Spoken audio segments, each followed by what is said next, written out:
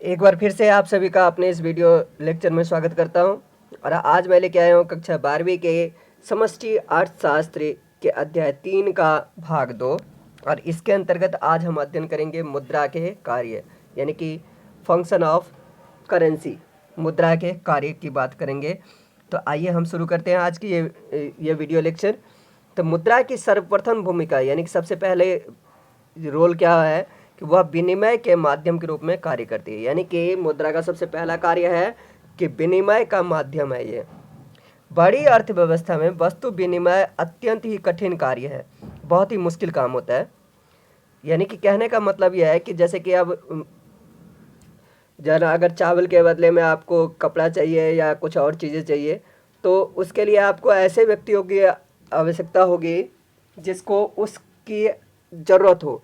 और ख़ास करके अगर उच्च कीमतों के कारण व्यक्तियों को अपने आधिक्य के विनिमय के लिए योग्य व्यक्तियों की तलाश भी करनी होगी। ठीक है।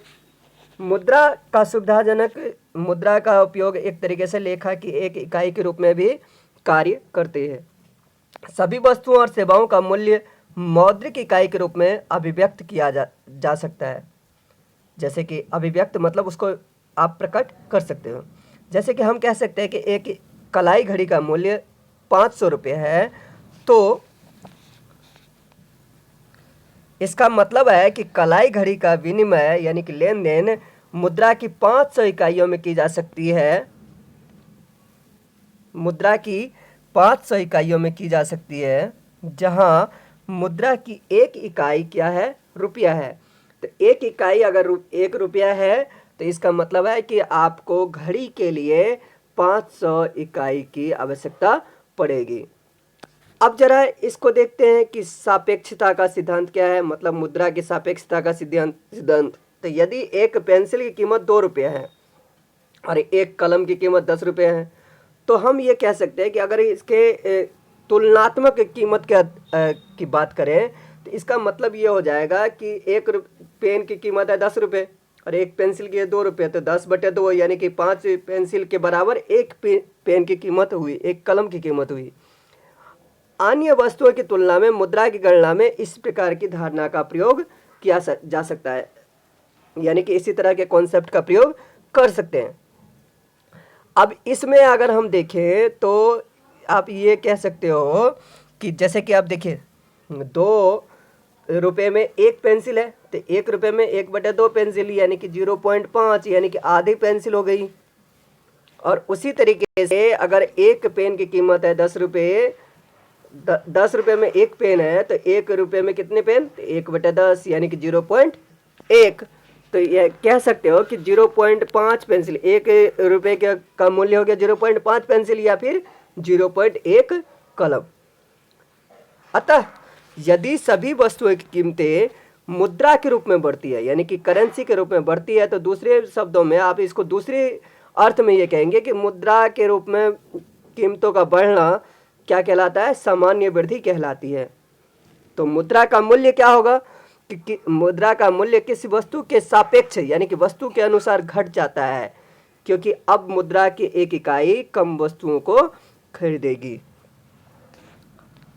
इसे मुद्रा की क्रय शक्ति में ह्रास कहा जाता है। मुद्रा की क्रय शक्ति में ह्रास किसे कहते हैं?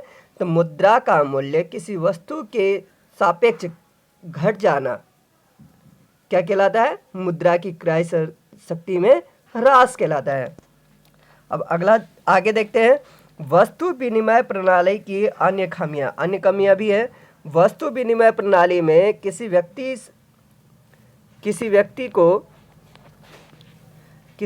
की संपत्ति को आगे के लिए बनाए रखना भी बड़ा मुश्किल होता है। मान लीजिए कि आपके पास चावल का एंडोमेंट है, एंडोमेंट मतलब स्टॉक है, और आप आज ही उसे पूरी तरीके से उपभोग नहीं करना चाहते हैं, तो आपके चावल के अधिक यानी कि आपका जो एक्स्ट्रा स्टॉक है उसको भविष्य में दूसरी आवश्यक वस्तुओं की प्राप्ति के लिए या परिसंपत्ति यानी कि उसको एक सेविंग के रूप में, एक पूंजी के रूप में सेव रखना चाहते हैं। तो लेकिन चावल क्या है? एक शीघ्रनाशी है, यानी कि एक मतलब जल्दी खत्म होने वाली, खराब होने वाली चीज़ है। जिसे आप एक निश्चित समय से अधिक दिनों तक संचित नहीं रख सकते, अधिक दिनों तक सेव नहीं रख सकते। जैसे चावल ये 6 महीने, साल भर, 1.5 साल या ज़्यादा से ज़्यादा आप अगर कोई भी उपाय करते हैं तो 2 साल तक इसको अच्छे तरीके से रख सकते हैं। इसे संचित रेखा। और दूसरी बात क्या है, इसे सेव करने के लिए आपको बड़ी जगह की आवश्यकता होगी। अगर मान के चलिए कि 100-200 बोरे चावल हैं, एक्स्ट्रा है, तो उसको रखने के लिए कम से कम एक जैनत कम से कम 10x10 या 12x10 का एक कमरा चाहिए। उसके लिए वो आपको चाहिए, दूसरी चीज़ के लिए फिर दूसरा कमरा चाहिए। इसके अलावा सबसे महत्वपूर्ण बात यह है कि जब आप अपने संचित यानी सेविंग चावल के बदले दूसरी ज़रूरत की वस्तु खरीदना चाहेंगे तो आपको बहुत समय यानी कि बहुत ज़्यादा टाइम ऐसे ज़रूरतमंद व्यक्ति को खोजने में लगाना पड़ेगा जिसको आपकी ज़रूरत की वस्तु के बदले यानी कि आपको जो चीज़ चाहिए उसके बदले में अगर उसे चावल की आवश्यकता है तभी आप उसको चावल दे सकते हो और अपनी ज़रूरत की चीज़ें उससे ले सकते हो। इस समस्या का समाधान हो सकता है। यदि चावल को मुद्रा के रूप में बेचते हैं तो मुद्रा क्या है, नाशवान वस्तु है नहीं, तो इसकी सेविंग अत्यंत ही कम कीमत पर होती है। यानी कह सकते हैं कि मुद्रा किसी भी व्यक्ति द्वारा किसी भी समय ग्रहण करने योग्य होती है। अतः मुद्रा क्या है, मूल्य संचय का भी काम करती है, यानी कि मूल्य संचय का काम करती है। इस तरीके से हमने ये अभी तक देखा है कि इसमें मुद्रा के मुख्य 3 कार्य की बात हमने की है। सबसे पहला क्या है, विनिमय का माध्यम है। दूसरा है लेखा का कार्य करती है। तीसरा है मूल्य संचय का काम करती है। तो भविष्य के लिए धन का संचय मुद्रा के रूप में किया जा सकता है, किंतु इस कार्य के कुशलतापूर्वक निष्पादन यानी निपटारा के लिए मुद्रा के मूल्य में पर्याप्त अस्थायित्व यानी कि स्टेबिलिटी होनी चाहिए, स्टेबल होना चाहिए।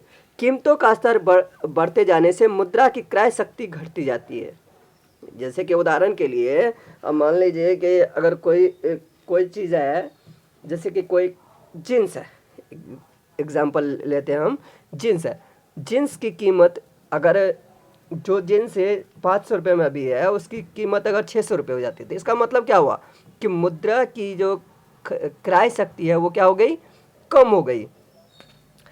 धातव्य है कि मुद्रा के अतिरिक्त अन्य परिसंपत्ति भी मूल्य संचय का कार्य कर सकती है। और भी एसेट से आप इसमें यूज़ कर सकते हैं, जैसे कि सोना खरीद के रख लो, संपत्ति कोई भी खरीद के रख लिया, ज़मीन जगह खरीद लिया, मकान, या बंद पत्र यानी जिसको बॉन्ड पेपर कहते हैं।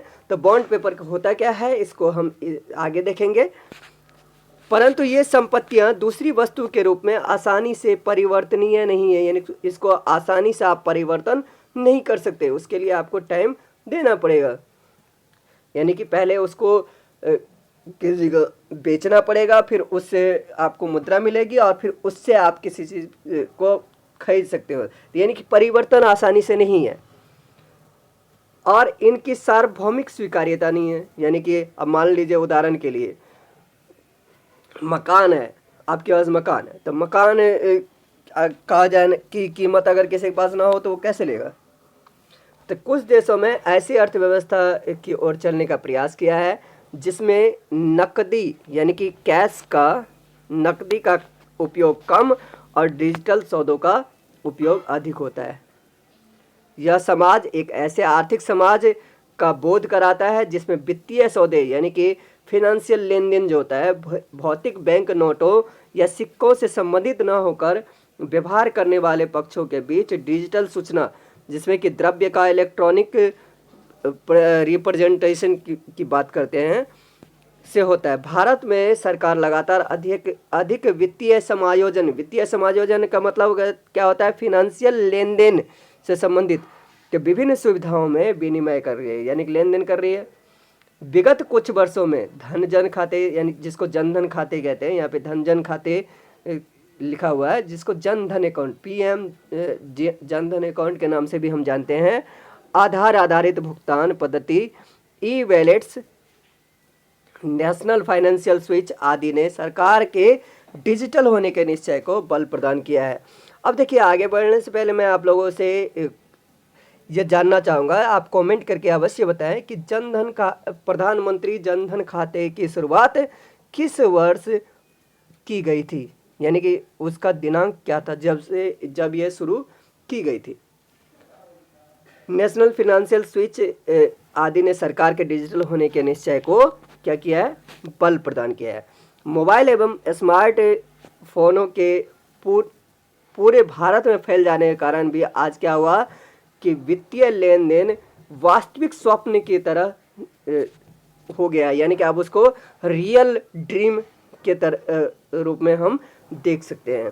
तो अभी के लिए फिलहाल इतना ही, और अगले पार्ट में हम जानेंगे मुद्रा की मांग और मुद्रा की पूर्ति। तो तब तक के लिए हैव अ नाइस डे।